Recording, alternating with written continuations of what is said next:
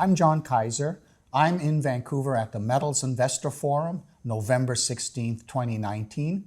I am talking with the CEO of Vizsla Resources Corp, Michael Konnert. Michael, welcome to Vancouver. Thank you.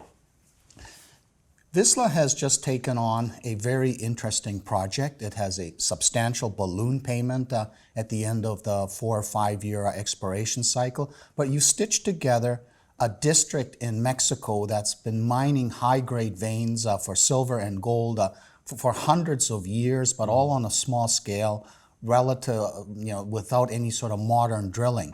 It reminds me of Silvercrest Metals 4 years ago when they were spun out from their parent company and undertook something similar, and has had substantial success in showing that if you put modern exploration to work, you will put together something far more than what the miners from the past several hundred years accomplished. How were you able to get hold of a district like this and have it be available for a junior to do modern exploration on it? Yeah, it's a very good question. So we joined forces with a fellow named John Mirko, who was running a company called Can-Am, and he had basically built the groundwork, working with local Mexican people in the region here, working with the vendors and essentially kind of building these relationships over time, which is a difficult thing to do and something that he deserves a lot of respect for. And so that was the initial program. We joined forces with him, and it took took over a year for us. It took him over 2 years, and it was basically relationship building. That was how he did it. Now, there's a lot of bad press coming out these days about Latin America. Ejidos are becoming cranky about stuff happening in their backyard, other stakeholders complaining. To what extent is this district exposed to this crankiness risk that's starting to disrupt Latin American exploration projects? Yeah, well, I think it's really important to for a company to actually have great relationships with the ejidos, and that's really our primary focus with community relations. I think any group has the potential to turn against a company if it's not important to build great relationships, and that's something that's forefront for Vizsla. So given that there's a couple of vendor groups that will benefit very well if you succeed in demonstrating that there's a mineable resource left to be developed, do they have sufficient influence in the community to prevent this sort of disruption? Yes, they're active in the community, and I think the one thing to note is that this is a mining area. The groups there have been mining for centuries, and basically it's the crux of the most crucial part of their economy there. So it's important for them to see this work as well too, I think, and the vendors also have a good level of influence on the community. So the miners pushed it how deep, and what has stopped them from pushing it deeper, and is deeper the only place you're going to find more ore in this project? Yeah, so the older miners, and actually the current miners, basically have mined down to the water table, which is at about a 550 elevation on the project, and there is potential. We are seemingly high in the system where we're silver dominant. We haven't seen any base metals yet, which would lead us to believe that there's a further extent of the ore chutes underneath the water table. So that's an opportunity there, but it's not the only opportunity, and really that's only an opportunity on one vein of the 20 that are on the district. Just last week we announced some very high grades, 4 kilos, 3 kilos over mineable widths, at a brand new area that's really never been drilled and never been explored properly. So there's ample opportunity for new ore chute discoveries, preserved ore chutes that would provide rapid pathway to resources. Now the 550, that's meters or feet? That'd be meters, yeah. Okay, so this is fairly deep.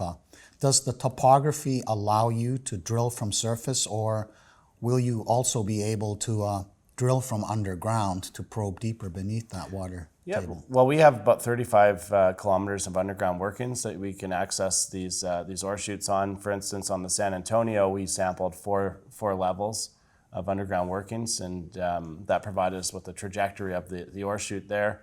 And our VPX Charles Funk has been planning a drill program. And for instance, if we were to go and drill the San Antonio, we would drill from outside. It's the easiest way to do it, and there wouldn't be too much drilling through overburden or drilling through non-mineralized rock there. It's actually very well situated. But it is possible to drill from underground, and in some places the topography allows us for drilling basically at outcropping veins at surface. So there's potentials that you can still see from surface that the old timers have not fully exploited? Yeah, and we have a structural geologist, Tony Starling, who's down there, I think, on the property right now and interpreting this. He's had a huge amount of experience in Mexico and looking at these type of deposits. So we're trying modern ways to look at this historic district.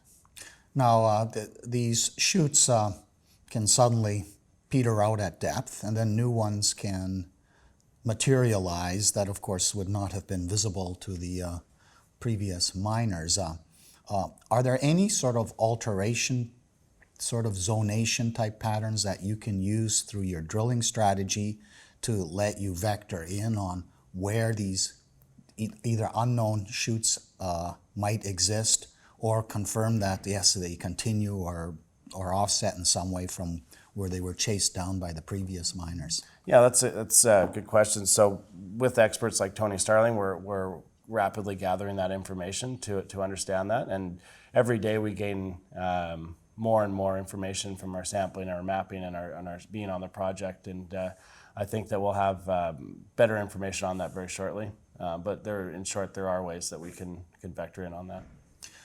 So what sort of milestone, as you start getting into this project, are you hoping to deliver, and when, that will convince the market that this is real, this is not like something where they're never going to bother with the balloon payments, that this is something like a Silvercrest? What should we be looking for? I think there's the potential of basically building a resource. Now, it's hard to really put a number on it, but if it's between 20 and 50 million ounces of silver on either a few of the old ore chutes that have been mined, if we can go underneath the water table on a few of those, or find a brand new preserved ore chute, I think that would convince us that economically it's worthwhile to make the purchase of the back end production and everything you would need to go into production, and then you could have the potential to run that resource through a mill and make a payback of maybe a debt instrument or a cap streaming or a cap royalty instrument where you use that actually to make the balloon payment. Mm-hmm. And the infrastructure that you would inherit when you vest by making the final payment, what's its processing capacity, and is it enough for you, whatever you hope to demonstrate? Mm-hmm. Can you use it, or will you need to expand it, or will you need to even replace it? Yeah, so right now we do have, I should mention, as part of our team, we have some very accomplished engineers.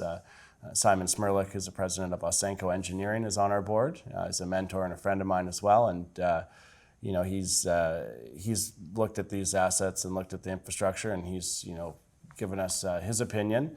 And we think that the potential of the mill, the 500 ton per day mill, there it's a fine mill.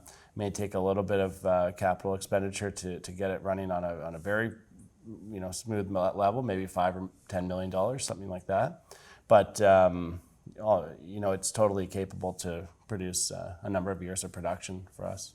So a key thing is if you can demonstrate that there's 50 million ounces of silver plus a gold credit present, and you vest, you're not going to have to go through some 3 to 5 year permitting development cycle. You can just start mining. So has the potential essentially to be a rapid re-rating as a silver producer in Mexico, which would be fantastic if coincides with silver prices rising and in a better environment for precious metals. And one final question. They can't go deeper than 550 meters because of the water table. When you guys want to go deeper into the water table, how do you deal with the water problem? I think it's just modern pumping techniques, similar to any other operation that encounters that in the world. But it's I think there's modern pumping techniques that would be fully capable of dealing with that. So the key thing is you're going to try and explore deeper, demonstrate that there's a lot more, and you'll do an additional capital investment to get rid of the water as you go deeper, which was something that for the low-hanging fruit that the previous miners were harvesting just wasn't available to them, and that's what you as a junior are bringing to the equation. Yeah, I think I think that's one of the opportunities. The other, of course, is brand new discoveries on the 19 other veins in the district that haven't been explored or drilled.